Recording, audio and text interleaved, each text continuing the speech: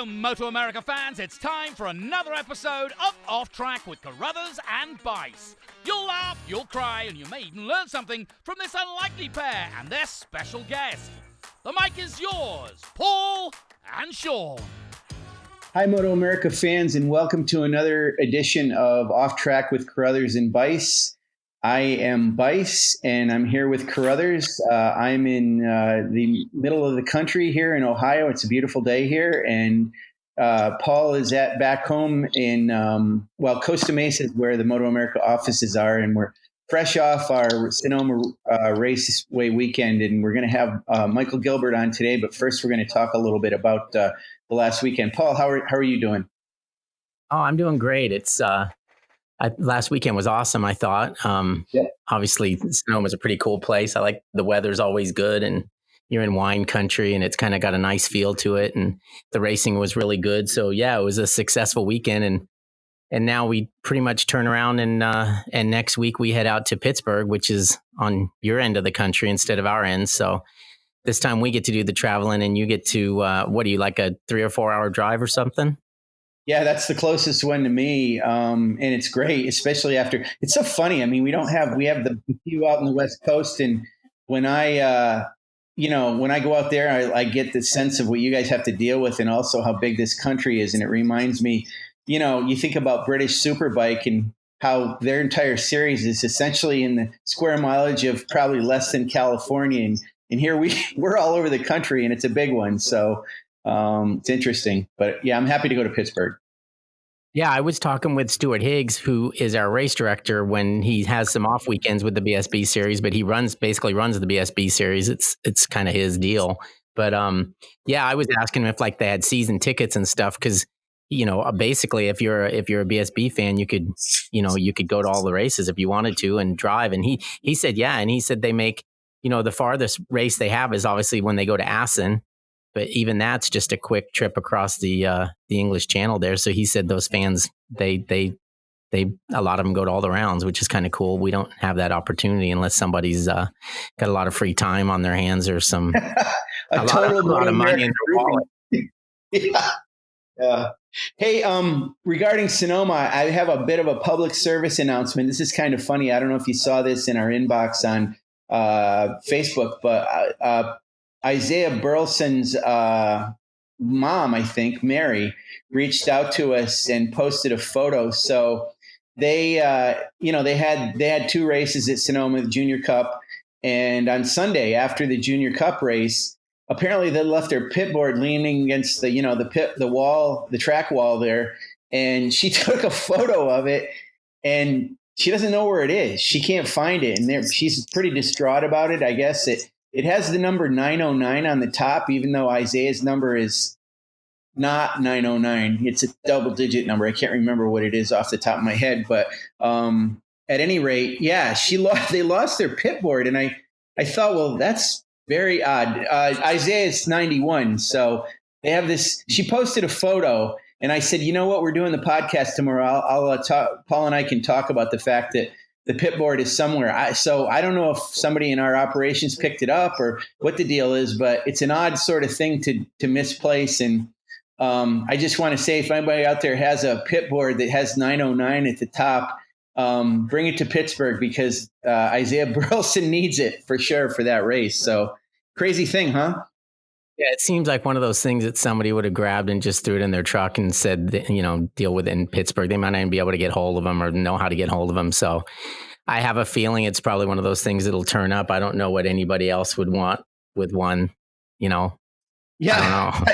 I don't think somebody's going to walk around with signage on themselves or something. But yeah, it doesn't seem like a fan would have any interest in it, But it's kind of weird because obviously Junior Cup was our first race, on Saturday and Sunday. I mean, they had 4 more races after that. So you would think I'm sure you've had this happen. You set something down and you go back to where you thought you set it down and it's still there. And I was thinking maybe their pit board was out there during the entire time. And maybe at the end of the day, who knows? I don't know. They obviously misplaced it or didn't realize where it was. And to your point, it probably got packed up with somebody, and hopefully it'll show up. But The mystery will continue, and at our next podcast, maybe we can report on that next week when we're at Pittsburgh. So, yeah, it sounds like an interesting topic, Sean.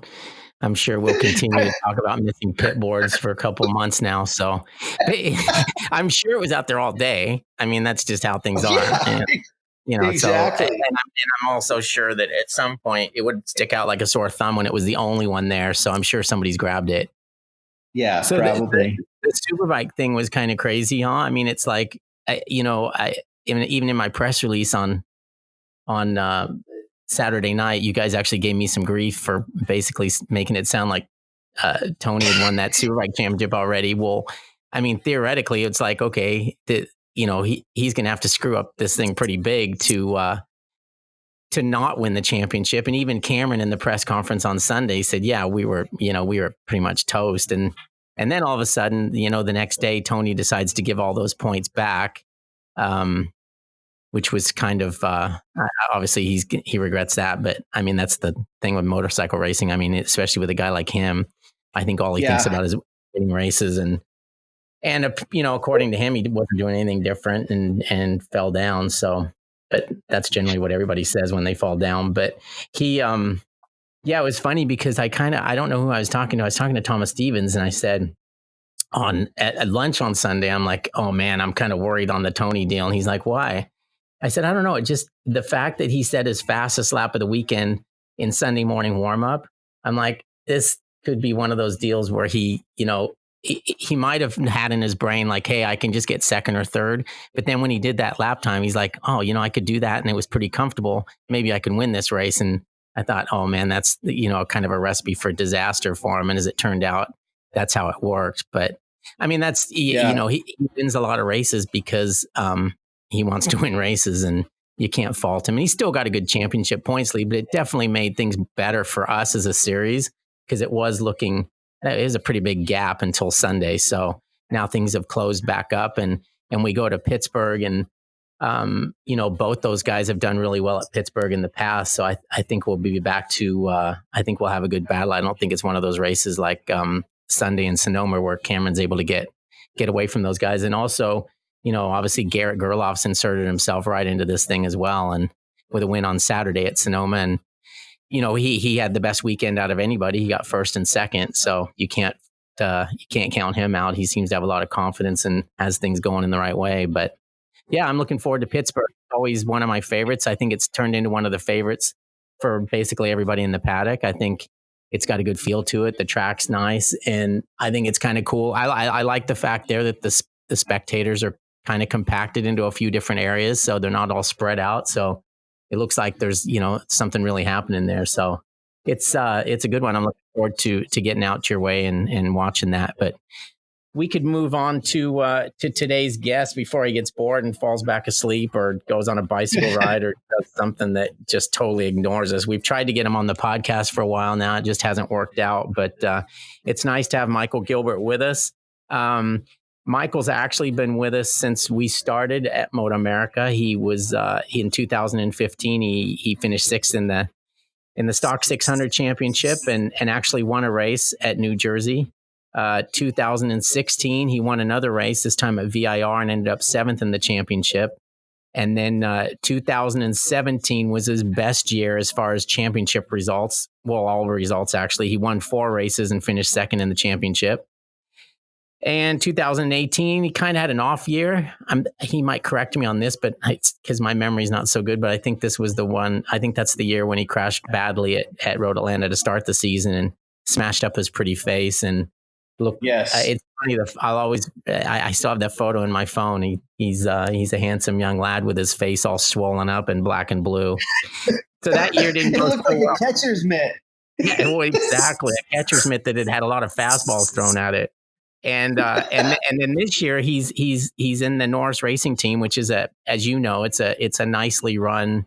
It's kind of cool. It's kind of a little family team, but it's very professionally run. And Michael's a part of that. And he's moved up to Stock 1000.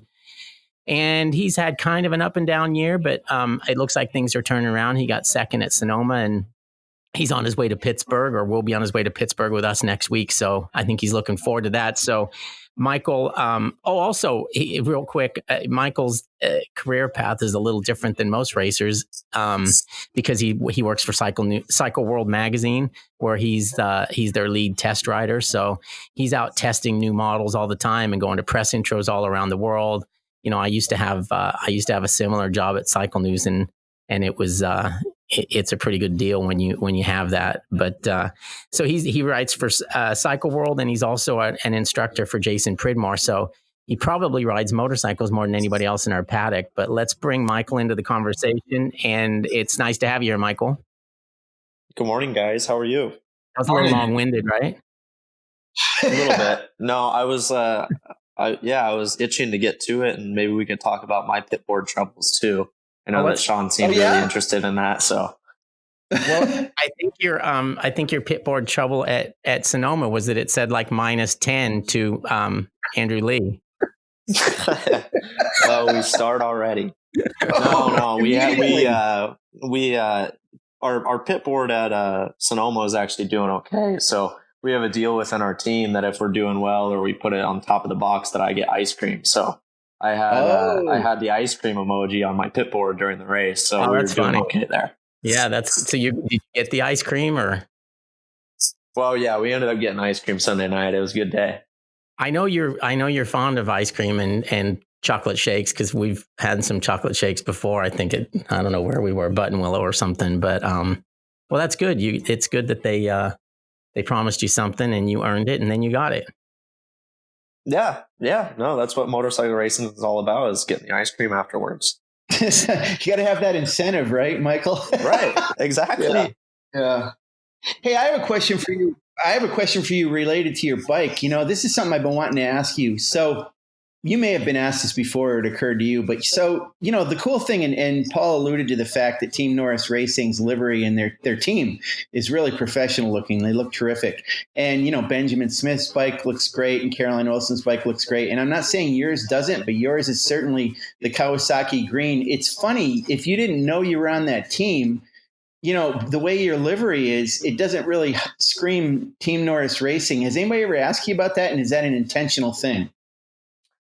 It's a little bit intentional. Obviously, the Yamahas of Caroline Olsen and Ben are both Yamaha blue, as there are sixes. And so we decided to kind of just run with the Kawasaki green. And even in there, we kind of threw in a Kawi retro with the pink and purple of the late 90s or mid 90s. And it has definitely a distinct feel to it for sure. And personally, I really enjoy it. And I know my immediate crew enjoys it because they can see me pretty easily on the racetrack. So, we'll keep running with it this year.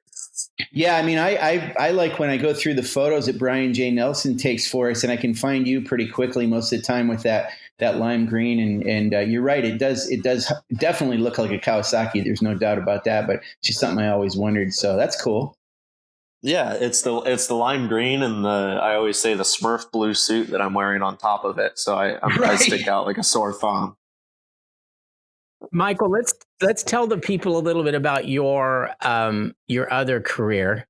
And I mean, the two obviously mesh pretty good because you're getting paid on one hand to write about motorcycles and test them, and then you're getting paid on the other hand to go race them. So it ties in pretty nicely. But tell us a little bit about how that works for you. I know your schedule's really busy, but does it seem like to you that you spend a lot of time on motorcycles?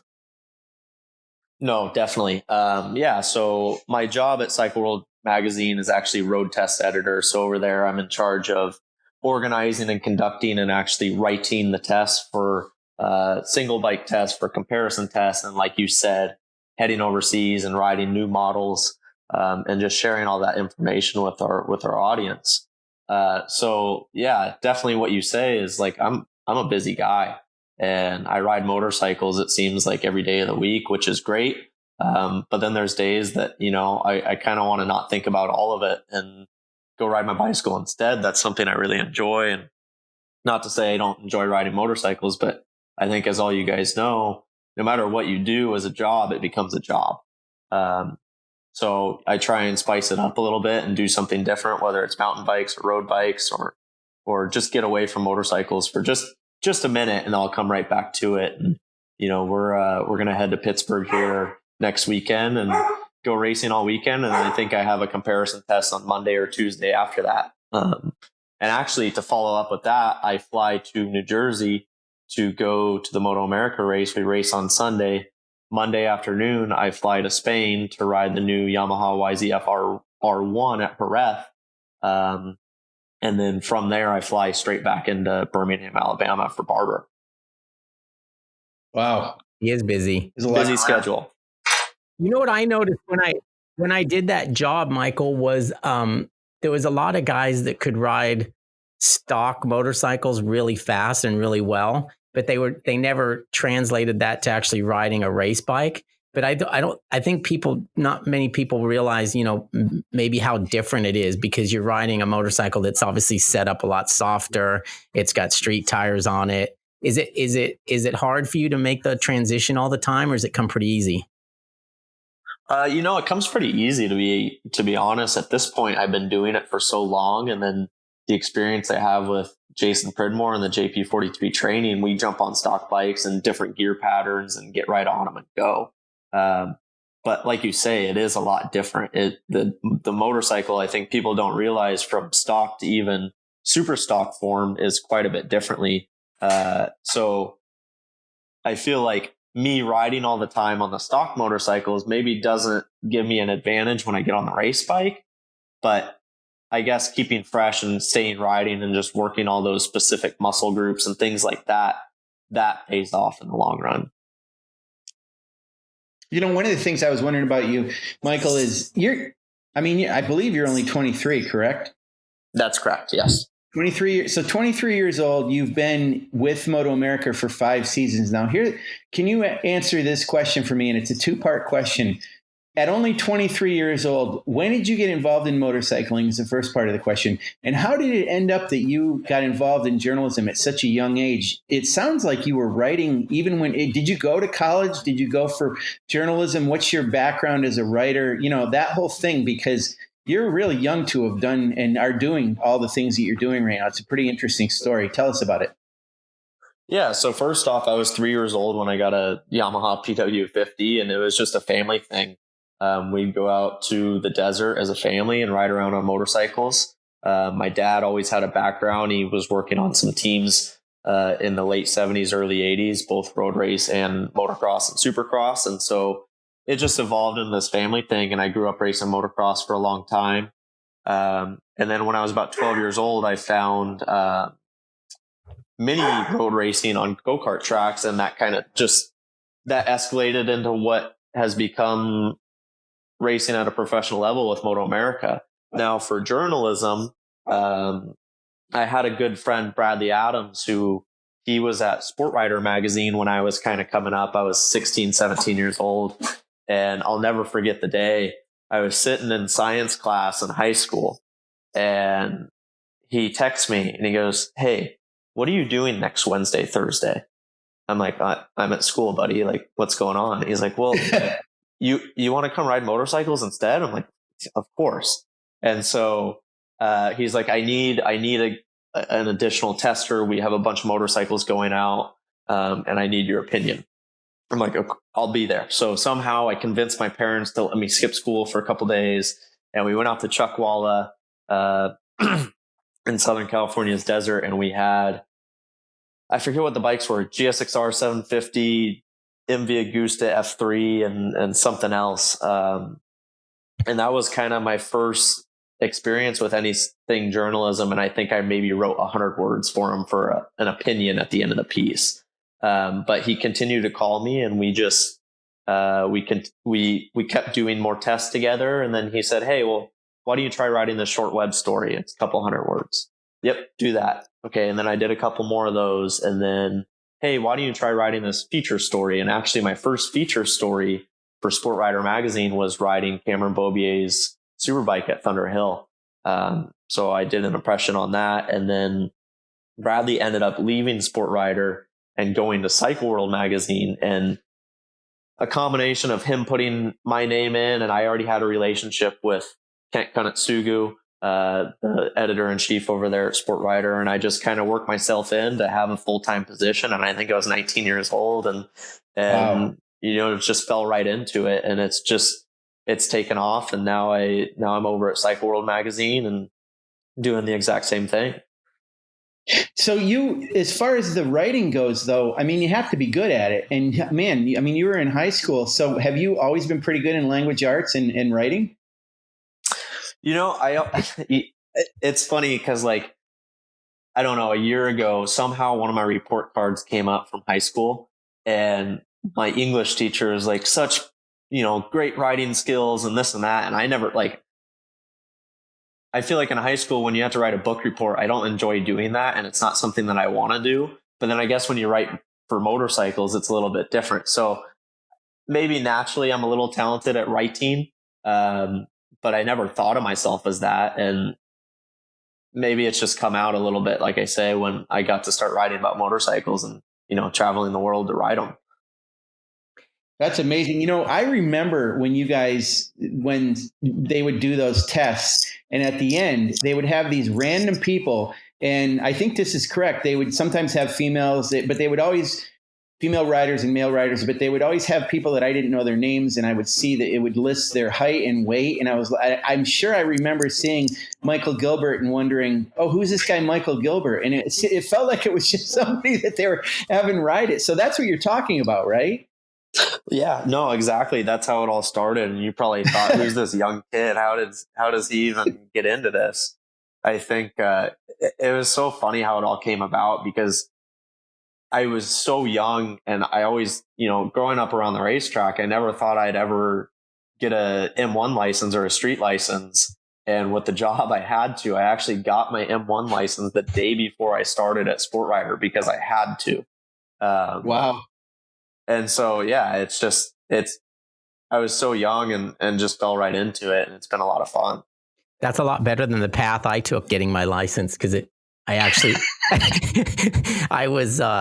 we were doing a shootout and I didn't have a license, and I got pulled over off Ortega Highway and they impounded the motorcycle, and I had to ride bitch with Mark Hoyer back to the Cycle News office. So that was my induction into, I better get a motorcycle license now that I'm the editor of Cycle News. But yeah, yours was a little cleaner. It probably helps. We had our experiences before I had a license. I'll just say that, some close calls, but we got out of them. Yeah, it wasn't as bad as yours. No. We can see how in your case, though, why you'd have to have a license, and certainly in Paul's as well. But I mean, it's one of those funny things about our paddock is there probably aren't a whole lot of riders in our racers in our series that have motorcycle licenses. I mean, there are probably a fair amount, but there's a lot of them that are too young at this point, and some that just never did it because they do track days and, they're racers, not road riders, right? Totally. 100%. Yeah. And I think just the general feeling between, I know all my friends and the kids I grew up with racing is like, I'm never getting my motorcycle license. That's too dangerous. But yet we'll go around a racetrack as fast as we possibly can. Yeah, it's kind of funny. That's right. I was out at Yosh yesterday helping with some TV stuff we were doing. And I was talking to Davey Jones, who's Josh Heron's crew chief.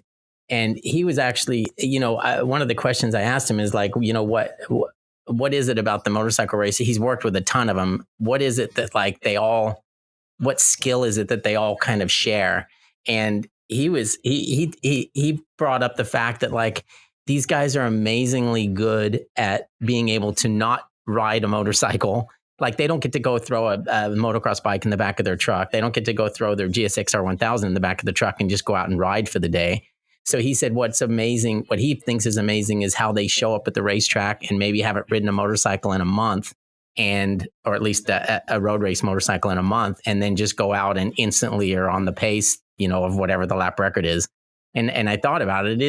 It is pretty crazy, because I know when I haven't ridden a motorcycle in a while, it takes my brain a little bit at time just to get up to speed with the actual speed of it. And these guys just jump on and go.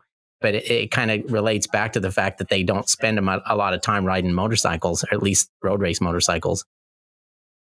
Yeah, totally. I think this is something me and my friends have kind of talked about throughout the winter when Supercross is going on. I know this is maybe taking a little turn, but like you hear these guys in the Supercross interviews and they're like, well, I haven't been able to ride all week. I've been sick. And I'm like, well, you should try the MotoAmerica schedule. We haven't ridden in a month, Right. and then we're expected to go out there and get up to speed right away. Right. They haven't ridden in 2 days and they just forget how to ride. It seems like. Yeah. That's funny. Yeah, no, you're totally right. It's, it just comes down to muscle memory. I think all of us have been doing this for so long, and you develop a feel and a confidence that when you get on the bike, you just go.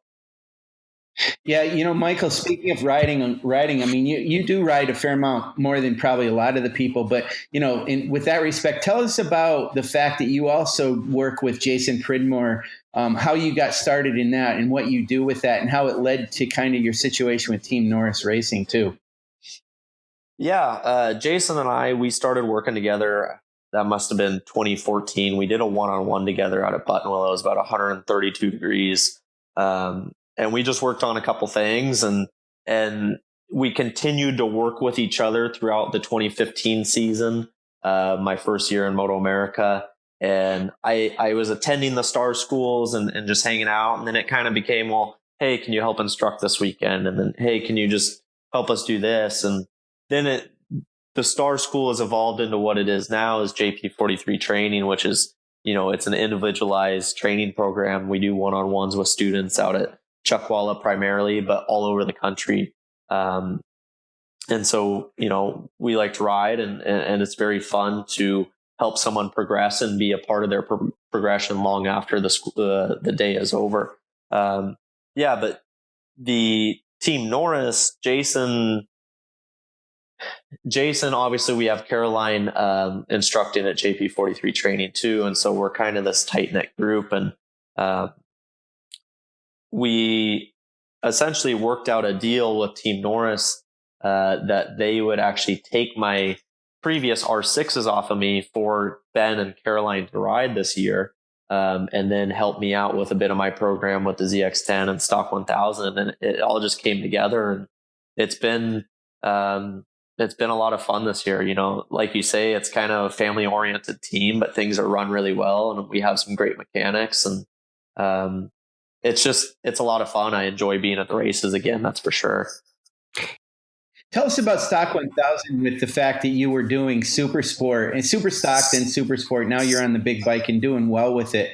Does it suit you? Does it matter if it's a bigger bike? What do you think about that class this year?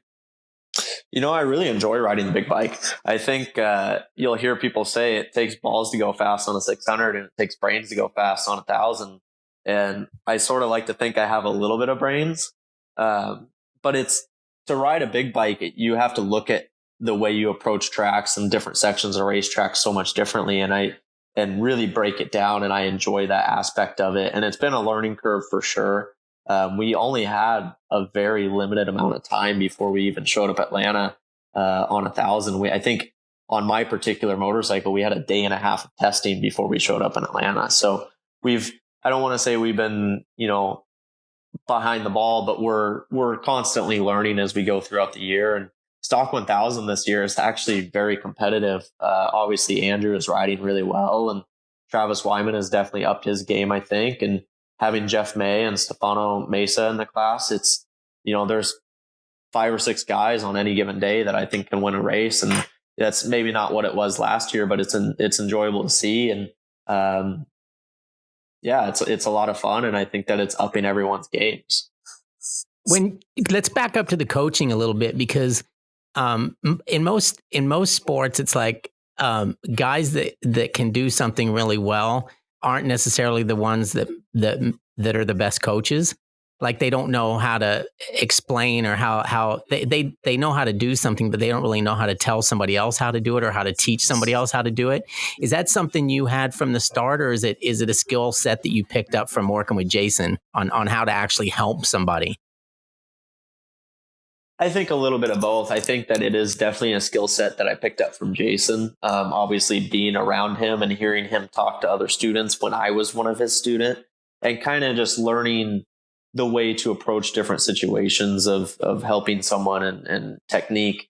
And now I think that I've been around Jason so long, and I think that if you walked into our garage at Chuckwalla and both him and I are sitting down talking to a student, you would almost be confused as to who's talking, because we both say things very similar, and it's almost identical in the way we teach, which I don't know if that's good or bad. We'll ask Jason on that one and let him answer it. But no, I really enjoy helping people and seeing people progress, as I said, and being able to share that and share my experience and knowledge with someone is just, it's enjoyable. The other thing is, I mean, from looking at your social media, it seems like every other day you're at Chuckwalla. I know that's not accurate, but do you know how many days a year you spend out there between the teaching and also the racing? And congratulations also on winning the number 1 plate out there this year. But it seems like you're there every day. I wish I could say differently. Not to say that I don't like Chuckwalla, and I have a lot of really good friends out there, but man, I am out there a lot.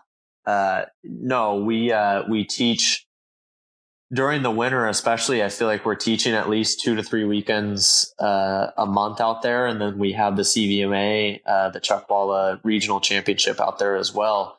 And so, literally, there will be months in the winter where I don't spend a weekend at home. I'm at Chuckwalla. And there's been times that we're out at Chuckwalla for 5 or 6 days straight, whether it was previously with Star School for 2 days and then one-on-ones and then CVMA. And you kind of just get used to it. Thankfully we have a lot of friends out there that make it enjoyable, but it's, you're not lying when it says that, or when you say that it looks like I'm out there all the time. How far is it a drive for you out there from where you live?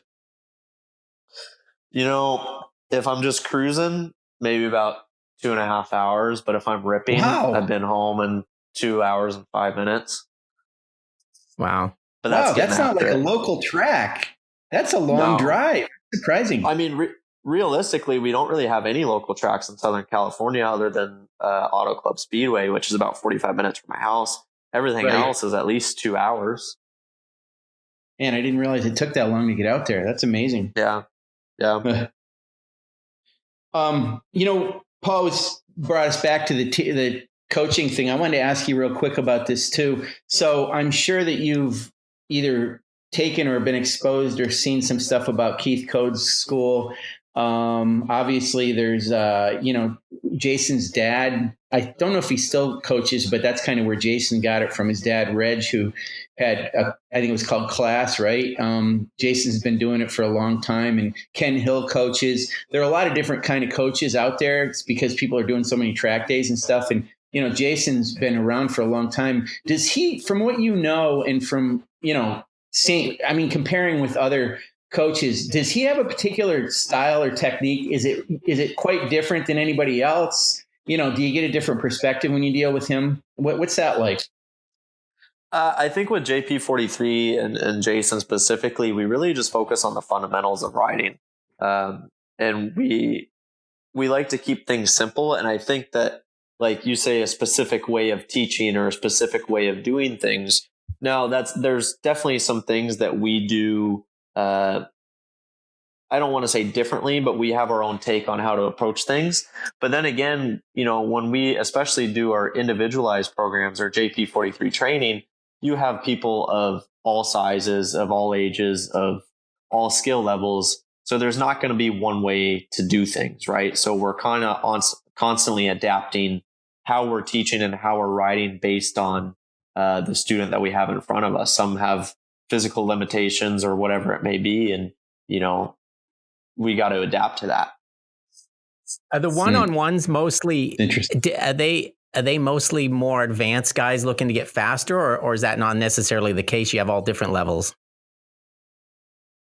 We have completely all different levels. We have, 2 weekends ago, we were out at Buttonwillow and we had a novice racer, and then we had Dominic Doyle out there with us. And we just have a wide variety of guys coming to pick up on those fundamentals, like we say. All right, let's move on and talk a little bit about Pittsburgh since we're going there next. What's that like? It seems to be, like I said at the beginning of the show, it's turned into one of our more popular rounds with everybody in the paddock, including the riders. Is that a good, fun track to race on? I really enjoy Pittsburgh. I think that, especially when we first went there, it's a nice change of pace. The racetrack is, it has a similar feel to Barber in a sense, which I really like. And, but as a racetrack, there's a lot of good passing opportunities, and there's places that you have to get really creative, which I like doing, and through the S's and then down to the back. But I've always enjoyed going there, and obviously the fan turnout is great, so that's always a fun part of our weekend. The other thing I wanted to ask you about was obviously Andrew's become, he's the standard in the class right now. He's leading the championship. He's won the most races. Is there, including Pittsburgh, is there one track where that you look forward to more than others that you think would present you the best chance of beating him? I don't know that I'd say that. I think that I approach every race weekend in the same way, and we're just going to go there and do our job and do the best job we can. And hopefully we can be in front of Andrew at the end of it. I have to give him credit. He's riding really well right now, and he's not making mistakes, which is the most impressive part about it. The only time he made a mistake at Sonoma was on the warm-up lap of the race. He ran off in the chicane, and I was, Jeff and I were joking in the press conference afterwards that we were hoping he was going to do that first lap of the race when we got down to the bottom of the hill. But he is riding so well right now, and I can't take that away from him. I was talking to Miles Thornton yesterday a little bit, who's another Stock 1000 competitor. And, I asked him this question about a couple of years ago. We had, year before last, we had Super Stock 1000, and the guys were like Matthew Scholz were racing Stock 1000 or more stock 1,000-liter motorcycles versus super bikes. And it's separated a little bit, I think. Well, not only is it separated into two classes, but I'm wondering how separate it is between what you guys are doing and what they're doing. So my question to you, Michael, who's ridden a lot of bikes and studies the sport so much, do you like having Stock 1000 in its own class? You certainly have a huge grid. There's no doubt about that. Or would you like to have it the way it was before when you guys were competing against the super bikes? Where do you land on that? I think always I want to be able to compare myself to superbike riders. And in current form, I think that we're trying to compare ourselves to even the super stock class that was competing with the super bikes, but they had a different rules package and especially a different chassis, which changes things quite a bit. But no, I think that it would always be beneficial to have riders on more elite level riders around us that we're chasing. If we're chasing Cameron Bobier or Tony Elias or Garrett Gerloff, that gives us that carrot and it makes us push that much harder just to stick with them, even if it's not our own race. So I have mixed feelings about it because I think it could up the level, but at the same time, it is having our own race and we can focus on what we need to do, not have a super bike get mixed in there. And all of a sudden you're battling with someone that's irrelevant, right? And could throw a curveball at the championship or the race or whatever it may be.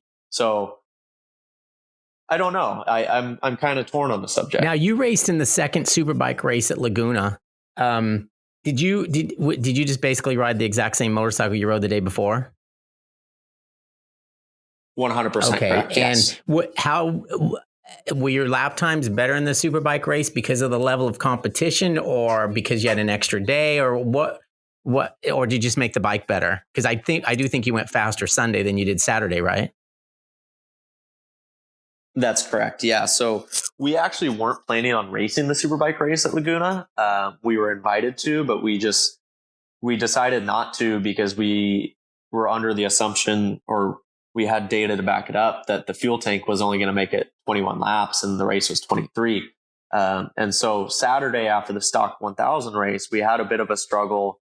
And we just wanted the time in the superbike race to try and fix a couple things and try a couple things and see if we could get the bike to be a little bit more comfortable for me. And so we ended up racing it, and we were going to race it until the tank ran out of fuel. And, with 2 laps to go, we went faster and we made the motorcycle better. And obviously there was some carrots in front of me, especially Karen Peterson and, Jason Uribe. And then we had a really good start and just got in with the mix with those guys. And it really, that felt like where I needed to be. And then obviously as the race wore on, they pulled a little bit. But overall, it was really well. And I was going to get back to 2 laps to go. I looked over and saw I had a bit of a gap on the rider behind me. So I started rolling out of it for fuel reasons. And on the last lap, going up to turn 6, my bike started sputtering. Pop, pop, pop, pop, pop. I'm like, you got to be kidding me on the last lap. Like, just give me to the top of the corkscrew. I'll coast this thing all the way down. And thankfully we got it across the line, but it was sputtering all the way to the checkered. So, overall the Superbike race was a very positive experience and we learned a lot. And being with that level of rider was very beneficial. Could you see the team that you're on now stepping up to Superbike at all? We've had talks of it. It sounds like we're going to continue with the same program for 2020, and then we've had talks of doing Superbike, budget permitting, and there's a couple things that I want to do on my end just to prepare myself a little bit more for Superbike. But I think that it could be in the works in the future. And Michael, what about your aspirations as far as a moto journalist go? I mean, regardless of the industry or whatever may be going on, what are your aspirations, or do you want to continue to do moto journalism? It sounds like you enjoy it a lot. So where does your future go with that, do you think? Totally. It's been a really fun job so far. And, obviously media is changing at a very rapid pace day to day, it seems like. And so journalism and print magazines are obviously in their decline. I think that content production will be around until the world ends, especially in this day and age. But so I think journalism is changing to on screen, in front of camera, video or reviews or even vlogs at this point. So no, I enjoy content creation and hopefully we can continue to adapt with the changing times and create content that the audience wants to view or read or watch or whatever it may be. That's great. Well, I think we could probably let Michael go. He might have to drive to Chuckwalla or something today. I'm not sure. 2.5 hours. I'm dialing in my 2019 Cycle World Superbike shootout that we did at Thunder that's Hill a big last job. week, or a couple weeks ago. So that's what I'm doing today. Yeah. All right, big Michael. story. Well, look, we appreciate you. We finally got you on here, and thank you for that. And we'll see you next week at Pittsburgh. And thanks to you, Sean, for always helping me with put on a good show. And thanks to our listeners for checking out what we're doing here so that we can continue to do it. So I will see both of you gents in Pittsburgh next week. Travel safe, and we will chat again soon. Awesome. Thanks, Great. guys. Thanks for having me on. Thanks, I'll see you Michael. in a couple days.